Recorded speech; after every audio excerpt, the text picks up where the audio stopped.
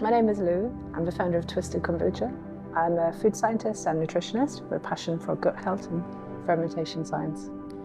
We're Eleonora Ortolani and Malou Van Der Veld, and we're artists interested in the intersection between science, art and technology. In the first Muse residency, we were asked to imagine and explore a future food scenario, and I got interested in the concept of authenticity and how much in the current system it is linked to geographical origin. But in the context we're living now, with climate change, shifting borders, and more food being produced outside the land, what does it mean for food to be authentic when the geographical origin is not fixed? So what is food without its origin? And kombucha gave us a powerful lens to approach this, and we use fermentation as a way to approach these questions. Kombucha is a fermented tea, sweetened with sugar, and a SCOBY. A SCOBY is the symbiotic colony of bacteria and yeast. In fact, the SCOBY is the essence of the kombucha. It's the heart of the kombucha. Without SCOBY, kombucha doesn't exist.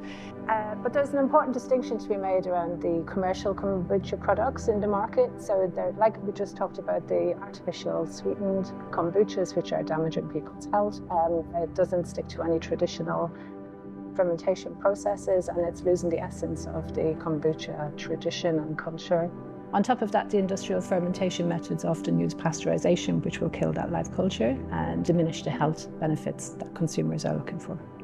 So we wondered, what is the effect of microbial activity on flavor and feel in kombucha, and what gets lost when brewers don't follow the traditional fermentation methods? We started looking into ways how to visualize this connection and how to share this knowledge with small-scale brewers, especially the ones that resist their industry's pressure to standardize and pasteurize.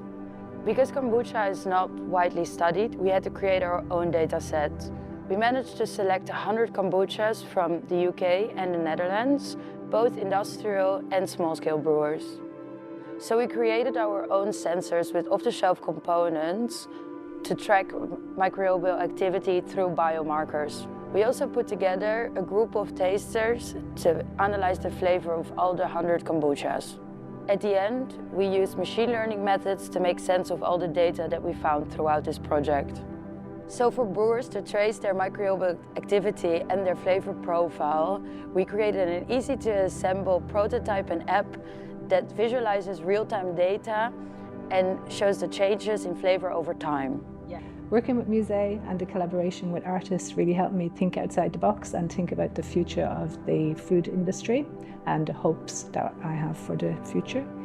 I believe that this type of collaboration can help us to tackle the challenges that we're facing and be able to produce a more nutritious, safe and honest, functional fermented beverage to bring into the food chain. As artists, we think the DFA method gave us the right framework to work closely with a company and be able to bring forward thinking and critical ideas to the table.